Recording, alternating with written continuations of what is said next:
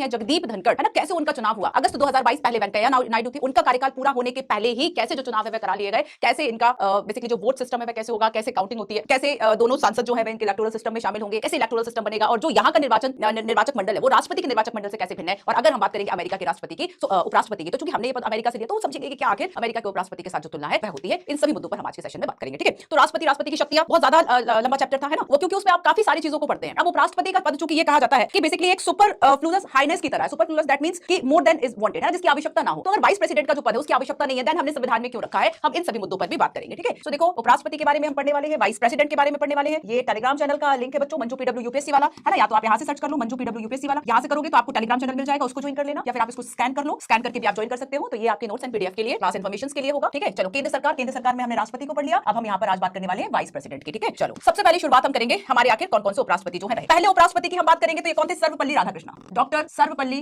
राधाकृष्णन, ठीक है। ये 1952 से लेके 1962 तक दो कार्यकाल, ठीक है। ये हमारे फर्स्ट उपराष्ट्रपति थे। क्या सर्वपल्ली राधाकृष्णन निर्विरोध चुने गए थे शुरुआत में, तो है ना। ये बताओ कि क्या ये कभी राष्ट्रपति बने, कल की लिस्ट में क्या हमने इनका नाम देखा था। डॉक्टर इसके बाद बनते हैं सेकंड डॉक्टर जाकिर हुसैन 62 से लेके 67 तक। फिर आते हैं वीवी गिरी, है ना, फिर आते हैं वीवी गिरी थर्ड नंबर के, फिर आते हैं गोपाल स्वरूप पाठक, है ना, तो ये फोर्थ नंबर के थे। देन फिफ्थ नंबर पे बीडी जत्ती, फिफ्थ नंबर पे बीडी जत्ती थे, ठीक है। फिर मोहम्मद हिदायतुल्लाह। देखो तो यहाँ पर जो तीसरे नंबर के हमारे उपराष्ट्रपति हैं, याद करो एक कहानी जो कल भी हमने जानी थी कि जब राष्ट्रपति डॉक्टर जाकिर हुसैन 1969 में मृत्यु हुई थी, जाकिर हुसैन की 1969 में मृत्यु हुई थी, जाकिर हुसैन की 1969 में, और ये इस वक्त कौन थे, राष्ट्रपति थे, ठीक है। अब देखो जब इनकी मृत्यु हुई तो पोस्ट खाली हो गई। अब इसके बाद हम देखेंगे कि अब कोई तो चाहिए इस पद को भरने के लिए, तब जो है वीवी गिरी आते हैं। पर अब बात मुद्दा ये था कि अब राष्ट्रपति पद के लिए भी इनको फिर से लड़ना था। कार्यवाहक एज एक्टिंग प्रेसिडेंट तो ये काम कर ही रहे थे, कार्यवाहक राष्ट्रपति, बट देखो इनको क्या करना था कि राष्ट्रपति के चुनाव में भाग लेना था। तब इन्होंने क्या किया, इन्होंने त्यागपत्र दे दिया, था उपराष्ट्रपति पद से। अब इन्होंने त्यागपत्र दे दिया, देन नेक्स्ट कौन होगा अगला। तब यहाँ पर देखो उस वक्त देश के मुख्य न्यायाधीश सीजेआई जो थे वो कौन थे, मोहम्मद हिदायतुल्लाह, है ना, मोहम्मद हिदायतुल्लाह। ये उस वक्त सीजेआई रहे, देश के मुख्य न्यायाधीश थे, उच्चतम न्यायालय के मुख्य न्यायाधीश थे। फिर ये एज एक्टिंग प्रेसिडेंट के रूप में आए और इन्होंने 20 जुलाई 1969 से लेके 24 अगस्त 1969 लगभग एक मंथ के आसपास इन्होंने राष्ट्रपति के मतलब एज एक्टिंग प्रेसिडेंट, एज कार्यवाहक राष्ट्रपति के रूप में जो भूमिका है वह निभाई, ठीक है। चलो आगे चलते हैं। अब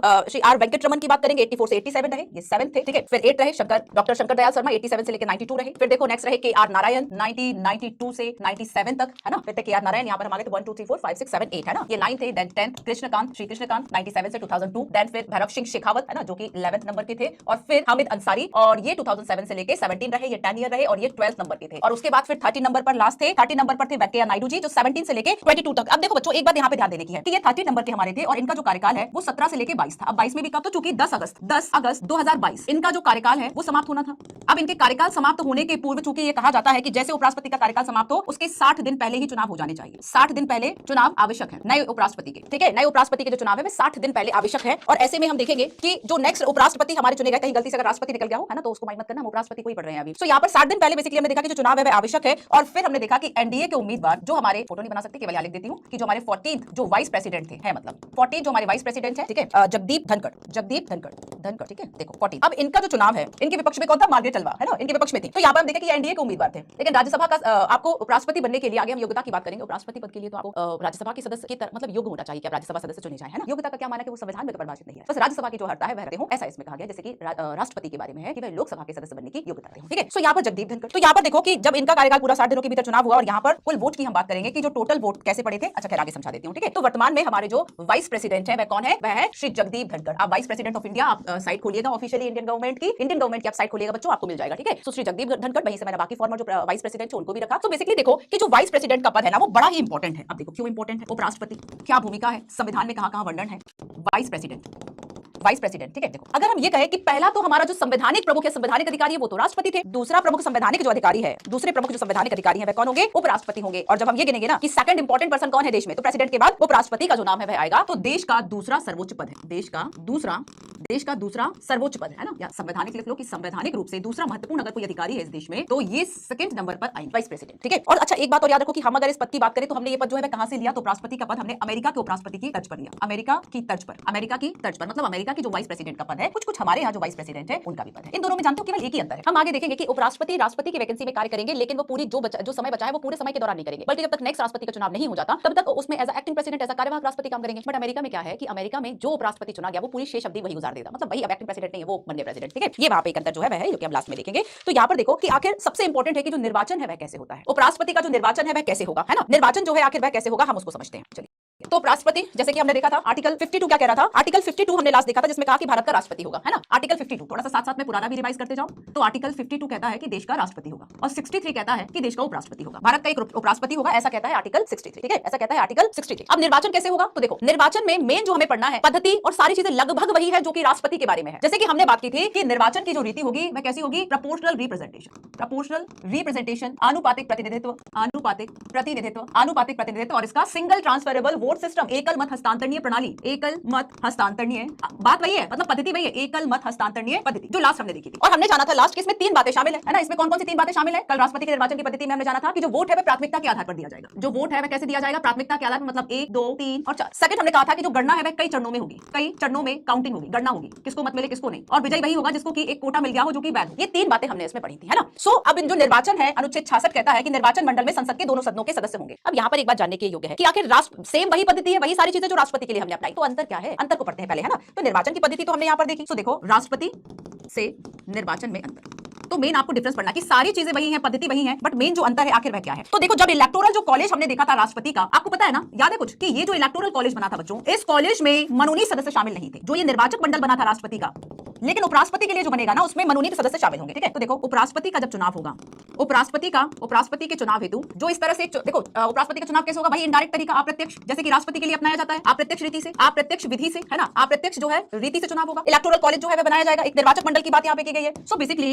ये जो निर्वाचक मंडल है ना, इसमें वो सभी सदस्य शामिल होंगे जो कि राष्ट्रपति में थे। अंतर जो है मेन अंतर है ना, वो अंतर इतना है, पहला कि संसद के निर्वाचित, संसद मतलब राज्यसभा लोकसभा, संसद के निर्वाचित प्लस मनोनीत दोनों सदस्य शामिल होंगे। अब यहाँ पे एक ब्रैकेट में लिख लो कि राष्ट्रपति पद के लिए जब हुआ था ना, तो राष्ट्रपति के इलेक्टोरल कॉलेज में केवल निर्वाचित थे, राष्ट्रपति के चुनाव में केवल निर्वाचित सदस्य थे, मतलब मनोनीत सदस्य नहीं थे। मनोनीत नॉमिनेट सदस्य कौन, जैसे कि आप देखते हैं कि लोकसभा में एंग्लो इंडियन के 2 मेंबर और राज्यसभा में जो 12 मेंबर राष्ट्रपति मनोनीत करते हैं, है ना। मनोनयन मतलब जो चुनाव से नहीं हुआ, बस बोल दिया कि हाँ देखो सचिन जो है या हेमा मालिनी जो है या जयप्रदा जो है वो क्या होंगे, राज्यसभा के सदस्य होंगे, वो मनोनयन जैसे कि 4 क्षेत्रों से करता है। इसको खत्म कर दिया कि लोकसभा में 2 एंग्लो इंडियन सदस्य होंगे, ये खत्म हो गया 2020 में, है ना। पहले ऐसा, लेकिन मूल संविधान की आप जब किताबें पढ़ेंगे, कहीं अगर अपडेट नहीं आपको आज भी मिल जाएगा कि लोकसभा में एक, क्योंकि संविधान में आर्टिकल है ना, उसको खत्म नहीं किया गया, अस्थायी रूप से बंद किया गया। उसके पीछे रीजन ये था कि अगर 143 करोड़ 143 करोड़ के देश में के जनसंख्या वाले देश में 2011 का जो सेंसस है वह कहता है केवल 300 लोग हैं एंग्लो इंडियन, दैट मींस माता या पिता या दोनों में से कोई एक यूरोपीय मूल का है ना, एक भारतीय मूल का, तो एंग्लो इंडियन। तो अगर उनकी संख्या 300 है तो क्या जरूरत है उन्हें 2 सीट देने की, अस्थायी रूप से इसको बंद किया गया। मे भी अगर जरूरत पड़ी तो भविष्य में, है ना। तो राज्यसभा के बारे ये वो सदस्य मनोनीत, तो ये अब राष्ट्रपति खुद मनोनयन कर रहा है, तो राष्ट्रपति के में ये नहीं शामिल होंगे, उपराष्ट्रपति के में शामिल होंगे। आया समझ में। तो यहाँ पर देखो कि राष्ट्रपति के जो इलेक्टोरल कॉलेज हमने कल देखा था उसमें केवल निर्वाचित सदस्य थे, है ना, केवल उसमें बच्चों निर्वाचित सदस्य जो है पार्टिसिपेट कर रहे थे, मनोनीत सदस्य नहीं थे, नॉमिनेटेड मेंबर नहीं थे, बट यहाँ पे तो है। अब सेकंड देखो, आपको याद है ना कि राज्य विधानसभा के सदस्य क्या शामिल थे, विधानसभा के सदस्य अगर शामिल थे तो हमने एक विधायक का मत मूल्य भी निकाला था। कैसे निकाला था याद है, क्योंकि सभी का बराबर हो जाए इसलिए हमने एक वोट जो है एमपी का भी निकाला था, एमएलए का भी निकाला था, है ना। उसके बाद 3 बातें की थी और वैध कोटा क्या था 50+ पर, है ना। अब देखो तो यहाँ पर क्या है कि दूसरा जो है कि राज्य विधानसभाओं के सदस्य शामिल नहीं होंगे जो कि राष्ट्रपति के में शामिल थे। ये 2 अंतर है, विधानसभाओं के सदस्य शामिल नहीं होंगे, ना निर्वाचन ना मनोनयन कोई शामिल नहीं होगा, कि सदस्य शामिल नहीं, थोड़ा सा बड़ा लिख देती हूँ, नहीं होंगे। ठीक है, क्लियर है। तो इसमें बस ये जो अंतर है वह राष्ट्रपति और उपराष्ट्रपति में देखने को मिल जाता है चुनाव प्रणाली में, प्रक्रिया में। ठीक है, अच्छा देखो आपको पता है कि मूल संविधान में क्या व्यवस्था थी। अगर हम अपने ओरिजिनल कॉन्स्टिट्यूशन की बात करें तो ओरिजिनल कॉन्स्टिट्यूशन कहता था ऐसा करो, उपराष्ट्रपति के चुनाव के लिए दोनों सदन एक साथ बैठ जाओ, है ना। मूल संविधान में जो व्यवस्था दी गई थी उसको बाद में एक संविधान संशोधन से हटा दिया गया। मूल संविधान कहता था उपराष्ट्रपति का जो चुनाव है, मूल जो संविधान है वो कहता था कि उपराष्ट्रपति का जो चुनाव है, ठीक है, उपराष्ट्रपति का चुनाव संयुक्त अधिवेशन में होगा, संयुक्त अधिवेशन से होगा। ठीक है, लेकिन बाद में इस व्यवस्था को हटा दिया गया। 11वां संविधान संशोधन था, 11वां संविधान संशोधन जो 1961 में हुआ, इस व्यवस्था को समाप्त कर दिया गया। क्या कर दिया गया, इस व्यवस्था को बेसिकली समाप्त कर दिया गया।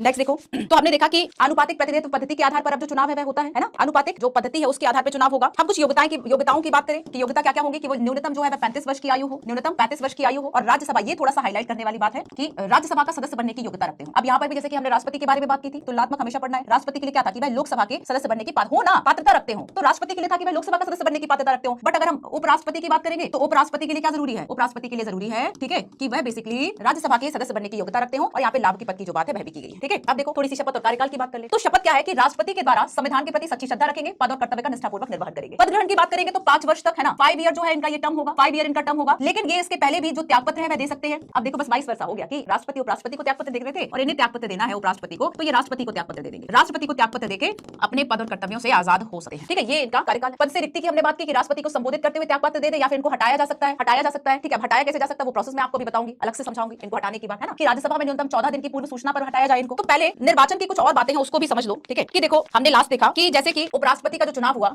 तो यहाँ पर जैसे कि वर्तमान अगर हम उपराष्ट्रपति की बात करें श्री जगदीप धनखड़, ठीक है, इनके विपक्ष में कौन थी? मार्गरेट हलवा। तो यहाँ पर देखो आपको भी पता है कि ये जो चुनाव है कैसे हुए थे कि प्राथमिकता के आधार पर आपको वोट देना था, है ना, प्राथमिकता के आधार पर आपको वोटिंग करनी थी, ठीक वैसे ही 1 2 3 4। और अगर हम देखें कि टोटल कितने मेंबर्स थे वोट करने वाले, टोटल कितने मेंबर्स थे, तो जोड़े कि अधिकतम लोकसभा में 545 है ना, और अधिकतम राज्यसभा के जो है 245, हम दोनों मेंबर्स को जोड़ दें तो इनके इलेक्टोरल कॉलेज में लगभग इतने सदस्य होते हैं। अब आप कहेंगे कि मैम आपने ये पूरा जोड़ दिया, इसमें से आपने माइनस नहीं किया। अभी अगर हम देखें तो 243 में से आप चलो 2 हटा दो एंग्लो इंडियंस, है ना, इस बार वो है ही नहीं। 245 में ये सारे शामिल होंगे, 245। इसके अलावा राष्ट्रपति के लिए अगर बात करेंगे तो 245 में से आपको हटाना पड़ेगा, 12 सदस्य हटा दो, फिर जाके वो राष्ट्रपति में केवल इलेक्टेड होंगे, नॉमिनेटेड मेंबर्स नहीं होंगे, पार्टिसिपेट नहीं करेंगे। इसके अलावा जब हम कोटा की बात करेंगे कि जीतने के लिए कितना कोटा, तो जो कुल वोट मिले हैं ना, मान लो कुल वोट ये है, फिर इसको भाग देंगे 2 से और 1 जोड़ देंगे, तो एक वैध कोटा पाना आवश्यक है, क्योंकि ये नीड किस चीज की है? ये नीड है कि आपको एक वैध कोटा चाहिए, ये इस चीज की नीड है। तो वैध कोटा इस सिचुएशन में कितना होगा? वैध कोटा का मतलब क्या होगा? पद्धति तो हमने देख ली। वैध कोटा होगा टोटल वोट, कुल वोट प्लस भाग इसको 2 से दे दो और 1 जोड़ दो, ये वैध मत होंगे। जिसको ये मिल जाएगा वो जीत जाएगा, है ना, जिसको ये मिल जाएगा वो जीत जाएगा। इसके अलावा देखो कि निर्वाचन की तो सारी बात हो गई, थोड़ी सी चर्चा हमारी हटाने की भी हो जाए, ठीक है, पद से जो रिक्ति है आखिर वह कैसे होगी। तो देखो इनके लिए कोई इंपीचमेंट प्रोसीजर की बात नहीं की गई है। यहाँ पर आपको याद रखना है कि वैसे तो इनका जो ऑफिशियली जो टर्म है हमने देखा कि ये लगभग आपका कितना है 5 ईयर है, ठीक है, and formal impeachment is not required. इनके लिए औपचारिक अगर हम महाभियोग की बात करें उसकी बिल्कुल भी जरूरत नहीं है, ठीक है। So formal impeachment is not required for his removal. तो बेसिकली इनका रिमूवल कैसे होगा? रिमूवल होगा या इंपीचमेंट होगा? इंपीचमेंट बिल्कुल भी जरूरी नहीं है ना, महाभियोग तो इनके हटाने के लिए रिमूवल प्रोसेस की बात की जाती है, हटाया जाना,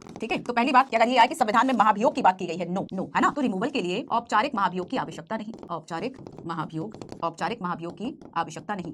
अपने नोट्स में भी बच्चों थोड़ा सा बोल्ड कर लिया करो, नहीं, हाँ, इस तरह के शब्द को नहीं को स्पेशली, ठीक है। देन नेक्स्ट है इसमें कि फिर इनको हटाया कैसे जाएगा? तो एक प्रस्ताव लाया जाएगा, एक जो प्रस्ताव है वह लाया जाएगा, रेजोल्यूशन। और ये कहां पर लाया जा सकता है? ये जो प्रस्ताव या रेजोल्यूशन होगा ये केवल लोग इनको हटाने का प्रस्ताव, है ना, पूरा ही लिख लो कि जो हमारे वाइस प्रेसिडेंट है, हटाने का प्रस्ताव केवल लोकसभा लिख दो या राज्यसभा या दोनों, केवल राज्यसभा इस आशय से एक प्रस्ताव पारित कर दे कि वाइस प्रेसिडेंट को हटाना और उनको हटाने की प्रक्रिया शुरू हो जाएगी। तो रेजोल्यूशन जो आएगा वो वाइस प्रेसिडेंट को हटाने का वह केवल राज्यसभा में लाया जा सकता है, लोकसभा इसको इनिशिएट नहीं कर सकती, है ना, राज्यसभा में लाया जा सकता है। अब राज्यसभा में लाया तो जा सकता है, बट कैसे? ये जो प्रोसीजर है वह आगे कैसे वर्क करेगा? तो देखो राज्यसभा में बेसिकली एक प्रभावी बहुमत से, इसके लिए एक शब्द यूज किया गया है कि ऐसा प्रस्ताव, हटाने का प्रस्ताव राज्यसभा में प्रभावी बहुमत। आप सोचेंगे मैम आपने विशेष बहुमत बताया, आपने साधारण बहुमत बताया, आपने इसकी तो बात ही नहीं की। प्रभावी बहुमत basically kind of special majority, विशेष बहुमत का ही एक प्रकार कहलाता है। जो विशेष बहुमत होता है ना, विशेष बहुमत का की तरह कह लो, विशेष बहुमत की तरह होता है, ठीक है। तो राज्यसभा में प्रभावी बहुमत से लाया जाता है ऐसा प्रस्ताव, ठीक है, क्लियर। तो याद रखना जरूरत होती है कि इस तरह का जो रेजोल्यूशन है passed by Rajya Sabha in majority, passed by Rajya Sabha by a majority, बहुमत से। और यहाँ पर जानते हो इस बहुमत का मतलब क्या है? कि राज्यसभा जो है वह बहुमत से लेके आ रही है, तो राज्यसभा का जो बहुमत का मतलब होगा यहाँ पर ये विशेष बहुमत से होगा, ठीक है, ध्यान रखिएगा इस बात को कि ये जो आ रहा है, ये जो आ रहा है, तो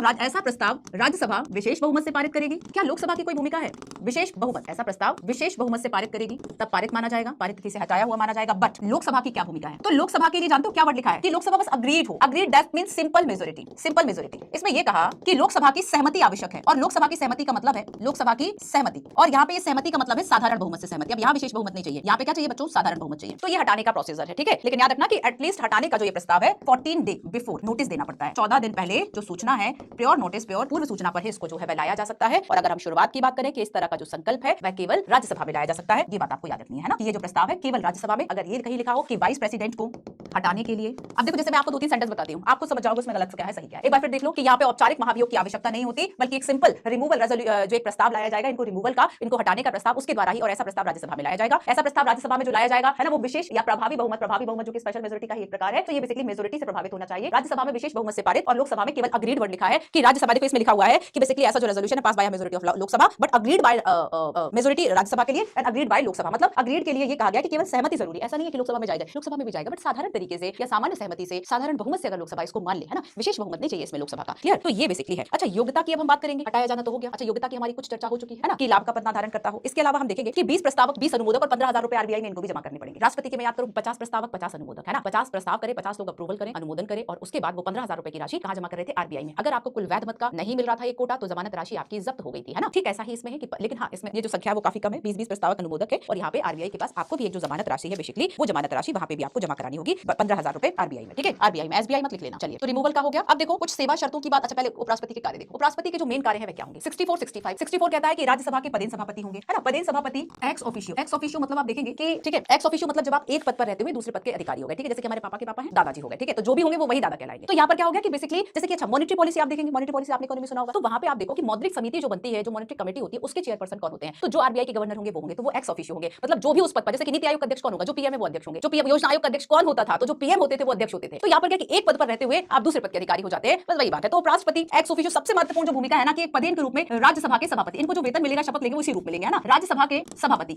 आप अभी देखेंगे जगदीप धनखड़ जो है, ठीक है, आपको बहुत सारे सोशल मीडिया पर इस तरह के इनके क्लिप्स, वीडियोस, है ना, कई चीजें मिल जाएंगी, काफी अच्छा बोलते हैं। तो ये राज्यसभा की बैठकों में भाग ले सकते हैं और पदेन सभापति होंगे, जो राज्यसभा के, जिसके हम लोकसभा के कहते हैं, लोकसभा के अध्यक्ष जो भी होंगे, स्पीकर जो होंगे, लोकसभा के सदस्यों में से ही चुना जा रहा है। पर राज्यसभा के जो मेन सभापति होंगे, है ना, जो कि जैसे अध्यक्ष की तरह यहाँ सभापति कहा जाता है, तो जो सभापति होंगे वो वही होंगे जो कि उपराष्ट्रपति होंगे, उसमें चुनाव नहीं किया जाएगा। हाँ, उपसभापति का जो चुनाव है राज्यसभा के, वो जरूर सदस्यों के बीच में से किया जाएगा, पर सभापति वही होंगे जो कि राष्ट्रपति होंगे। ये एक्स ऑफिशियो, ठीक है। आर्टिकल 65 क्या कहता है? ये कहता है कि राष्ट्रपति की अनुपस्थिति, बीमारी या अन्य कारण से राष्ट्रपति पद के कार्यों का निर्वहन, ठीक है। अगर राष्ट्रपति नहीं है किसी भी तरह से, तब जाके उनके कार्यों का निर्वहन करेंगे। इसके अलावा अगर मान लो महाभियोग से उनको हटा दिया गया और अवधि जो है वो बची हुई है, तो अब वो क्या करेंगे? मान लो 5 साल का राष्ट्रपति का कार्यकाल था, 3 साल बाद ऐसा हालांकि आज तक हुआ नहीं, ठीक है। तो यहाँ पर क्या है कि बेसिकली वो कितने समय तक के लिए कार्यवाहक राष्ट्रपति के रूप में काम करेंगे। तो इनकी दो प्रमुख जो भूमिका है ना, एक तो ये राज्यसभा के चेयरपर्सन होंगे, ये पहली भूमिका है इंपॉर्टेंट, और दूसरी इंपॉर्टेंट जो इनकी भूमिका है ना, जानते हुए किसके रूप में है ये? एक तो एक्स ऑफिशियो चेयरमैन है, एक एक्स ऑफिशियो चेयरमैन है राज्यसभा के, ये पहली भूमिका है। दूसरी भूमिका है इनकी एक्टिंग प्रेसिडेंट के रूप में, एक्टिंग प्रेसिडेंट, कार्यवाहक राष्ट्रपति, मतलब राष्ट्रपति के रूप में कार्यवाहक राष्ट्रपति, कार्यवाहक राष्ट्रपति के रूप में भूमिका। ये दो इनकी इंपॉर्टेंट भूमिका है, ठीक है, कि अगर राष्ट्रपति किसी कारण से अनुपस्थित है तब आएंगे। अब देखो एक बात सुनो, जब आप राज्यसभा की साइट खोलोगे या फिर वाइस प्रेसिडेंट की साइट खोलोगे, तो आपको जब सबसे फर्स्ट जो पेज दिखाई देगा ना, वो यही होगा, जिसमें कि राज्यसभा के बारे में लिखा होगा और वहां पे बताया होगा सबसे पहले कि राज्यसभा के जो बेसिकली चेयरपर्सन है वो कौन होंगे। और इसमें एक बात लिखी जाती है कि राज्यसभा के जो सभापति, देखो राज्यसभा में दो मुख्य अधिकारी हो गए, एक तो सभापति, आगे जब हम संसद पढ़ेंगे तब देखेंगे ना, एक सभापति और दूसरे उपसभापति, ठीक है। तो उपसभापति का तो चयन बीच में से ही हो गया। अभी सभापति कौन होंगे? तो जो सभापति वही होंगे जो कि उपराष्ट्रपति होंगे, वाइस प्रेसिडेंट होंगे। तो जो उपराष्ट्रपति होंगे वही इसमें बेसिकली एक एक्स ऑफिशियो चेयरमैन की तरह जो है वह काम करेंगे, ठीक है। Ex officio chairman of Rajya Sabha, vice president of India, ये बात इसमें कही गई है। आगे चलते हैं।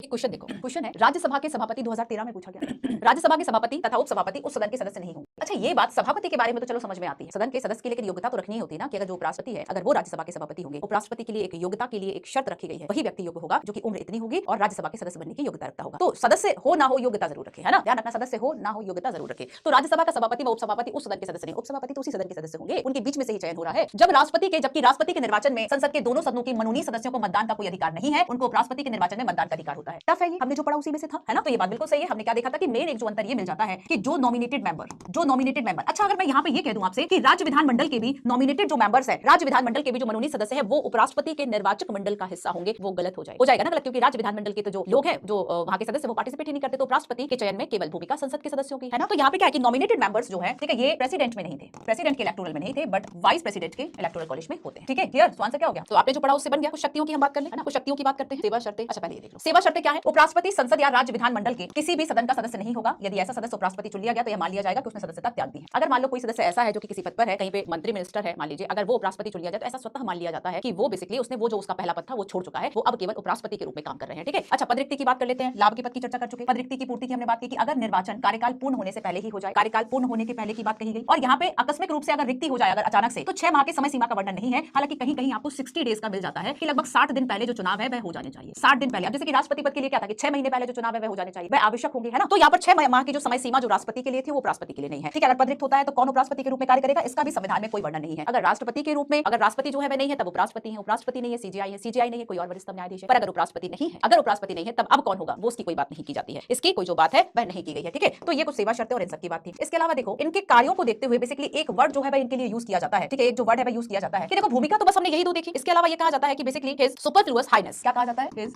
Superfluous highness.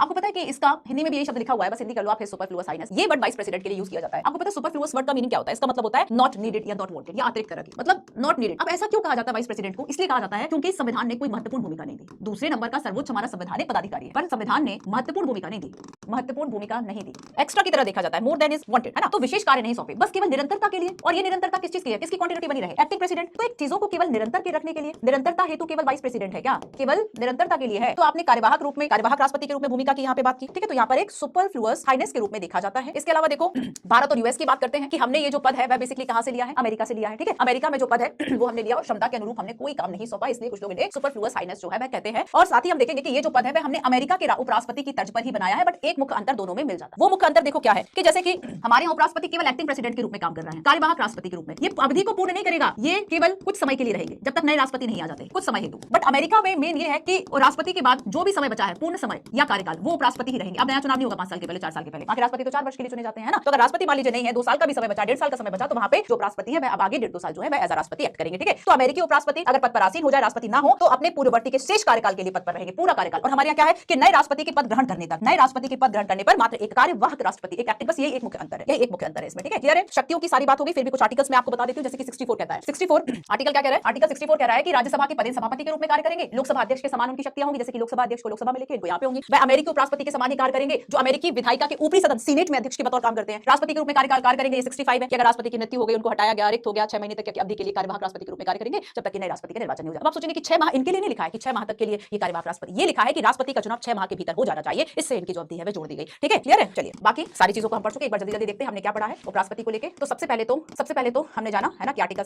जो 63 है वह क्या कहता है कि भारत का एक उपराष्ट्रपति होगा, देश का दूसरा सर्वोच्च पद है। अगर हम टेबल ऑफ प्रेसिडेंट्स की बात करें तो दूसरे स्थान पे, और अमेरिका से हमने ये जो पद है वह हमने लिया है, ठीक है। हमने शुरू किया था कि जो हमारे फर्स्ट थे वह सर्वपल्ली राधाकृष्णन थे, ठीक है। सेकंड, थर्ड, फोर्थ, 5, 6, 7, 8 और यहाँ पर हमने देखा कि 40 नंबर के जो वाइस प्रेसिडेंट है वो जगदीप धनखड़ साहब है, ठीक है, जिन्होंने अगस्त 2022 में कर्तव्य पद की शपथ ली और राज्यसभा के एक्स ऑफिशियो चेयरपर्सन बने। उपराष्ट्रपति के बारे में ये जो मेन आर्टिकल, मतलब जो मेन 4-5 बातें हैं वो ये बताता है कि निर्वाचन कैसे हुआ, हटाएं क्या है, पदावधि पदरिक्तता कैसे हुई, शक्तियां व कर्तव्य क्या, और एक इसकी तुलना की बात, ठीक है। और एक हमने मेंस कुछ क्वेश्चन देखा पीवाईक्यू में। सो उपराष्ट्रपति होंगे, 66 में बताया गया कि निर्वाचक मंडल में दोनों सदनों के सदस्य होंगे। निर्वाचक मंडल के क्या अंतर है राष्ट्रपति से, वो हमने यहाँ पर देखा, है ना। राष्ट्रपति से क्या अंतर होगा, ये अंतर आपको जरूर याद रखना है कि ये जो निर्वाचक मंडल है इसमें एक अंतर तो क्या था कि निर्वाचित और मनोनीत दोनों सदस्य शामिल होंगे, और इसमें कहा कि विधानसभा के सदस्य शामिल नहीं होंगे, ये अंतर था, ठीक है। साथ ही हमने देखा कि मूल संविधान में तो कहा गया था कि संयुक्त अधिवेशन हो जाए, बट इसको बाद में 1961 से हटा दिया गया, ठीक है। क्लियर। आगे हमने देखा कि जो शपथ है वह कैसे लेंगे, तो ये राष्ट्रपति इनको शपथ दिलाएंगे, है ना। इसके अलावा ये 5 वर्ष की तिथि तक रहेंगे। पद से रिक्ति कैसे होगी, त्यागपत्र दे दी या इनको हटाया जा सकता है 14 दिन की पूर्व सूचना पर। और यहाँ पर अगर जो राज्यसभा के सदस्य हैं वो बेसिकली इसके लिए केवल राज्यसभा में इस तरह का इस आशय से एक प्रस्ताव पारित कर दिया जाए, मतलब उपराष्ट्रपति को हटाने से, और ऐसे संकल्प को प्रभावी बहुमत जो कि विशेष बहुमत का एक प्रकार है से लाया जा सकता है। और इसमें लोकसभा की सहमति वर्ड लिखा हुआ है, agreed, that means simple majority, मतलब विशेष बहुमत की आवश्यकता नहीं है, ठीक है। कार्यों में हमने बात की कि 64, 65 दो मुख्य कार्य हैं, है ना। एक तो राष्ट्रपति के रूप में कार्य करना और पदेन सभापति होना, और इसलिए इन्हें सुपरफ्लुअस हाइनेस के रूप में कहा गया कि संविधान ने कोई महत्वपूर्ण भूमिका जो है इनको नहीं दी, है ना। रिक्ति की पूर्ति, कुछ सेवा शर्तों की हमने बात कर ली। बाकी अच्छा एक और इंपॉर्टेंट बात, अगर मान लो किसी तरह के कोई शंका होता है ना, कोई शक है, कोई विवाद है, तब इसकी जांच कौन करेगा, तो मेन है उच्चतम न्यायालय। और उच्चतम न्यायालय उपराष्ट्रपति को लेकर अगर किसी तरह का कोई विवाद है तो उसमें बेसिकली ये निर्णय देगा, और निर्णय जो है वह सुप्रीम कोर्ट का अंतिम निर्णय होगा। अगर उपराष्ट्रपति के रूप में किसी व्यक्ति का उच्चतम न्यायालय ने शून्य भी घोषित कर दिया कि चलो ठीक है निर्वाचन गलत था, लेकिन उसने जो काम किए हैं ना एज अ उपराष्ट्रपति, वो काम उनके वैलिड रहेंगे, वो काम उनके खत्म नहीं होंगे। साथ ही उपराष्ट्रपति के रूप में किसी व्यक्ति को निर्वाचन को इस आधार पर चुनौती नहीं दी जाएगी कि निर्वाचन मंडल जो है वह अपूर्ण था, है ना, कि निर्वाचन मंडल जो है वह अपूर्ण था। और यहाँ पर बच्चों देखो, यहाँ पर बेसिकली जो सेम बात है वो राष्ट्रपति